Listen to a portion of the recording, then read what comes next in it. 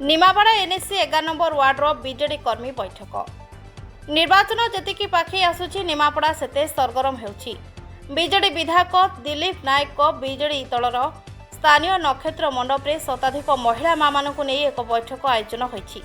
एही बैठक रे निमापड़ा एनएसी अध्यक्षा सस्मिता साहू, पूर्वतन ओडिशा राज्य महिला कमिशन सदस्य तिलोत्तमा नायक, पूर्वतन ओडिशा राज्य समाज मंगल बोर्ड सदस्य, पूर्वतन बिजु महिला जनता दलर जिला सभानेत्री कलाहांडी नगर सभापति अरुण कुमार दास एवं बीजेडी प्रतिनिधि लोकनाथ साहू एवं कर्मी सरिता महापात्र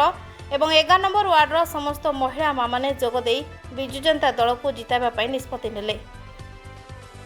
बहुत भल है आ 11 नंबर वार्ड रु मते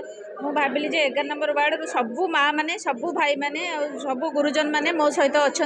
आ दिलीप भाई की निश्चय समर्थन करेंगे आ राजश्री अफा को निश्चय समर्थन करेंगे। आमर दुईटा जोड़ी शंखरे आशीर्वाद करेंगे जेपरिक आमर माननीय मुख्यमंत्री षष्ठ थर मुख्यमंत्री आसन ग्रहण करेंगे।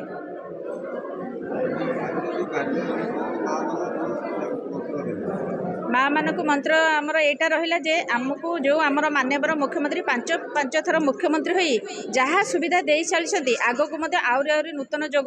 योजना सबू जगाऊँगी। तेणुक माननीय मुख्यमंत्री पुणी थर जो षष्ठ थर मुख्यमंत्री हेबे तांकर अच्छी मुख्यमंत्री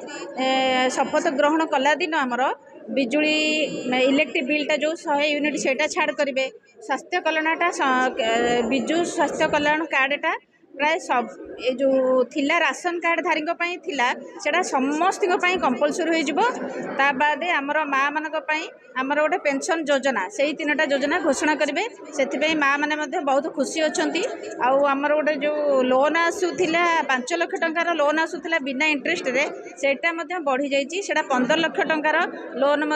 बिना इंटरेस्ट रे से लोन नहीं पारे से माँ मैंने बहुत खुशी अच्छा। बैठक डकाई 11 नंबर वार्डर आमर माँ मानक एवं सक्रिय कर्मी जो मैंने 2024 निर्वाचन पे बिजु जनता दल पे दायित्व नहीं से भी किसी डकाई आमर बिजु जनता दल माननीय मुख्यमंत्री जो जो योजना सब लोक मानक दि जाइए से विषय आम अवगत करइलु एवं आगामी दिन में जो जो योजना माननीय मुख्यमंत्री पुणी घोषणा कर षष्ठतर मुख्यमंत्री हेले जो जो कार्यक्रम गुड़िक आम माँ मानक करूँ आम समाज करूँ से सब विषय अवगत करइलु एवं आमर आशीर्वाद भिक्षा कलु जे आगामी दिन में आम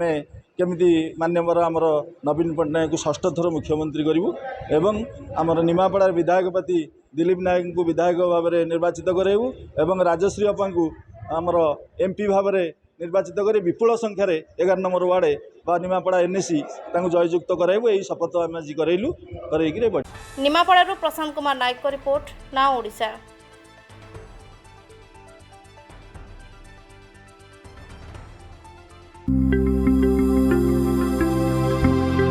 लेटेस्ट न्यूज अपडेट पाई www.nowodisha.com को लॉगिन करंतु।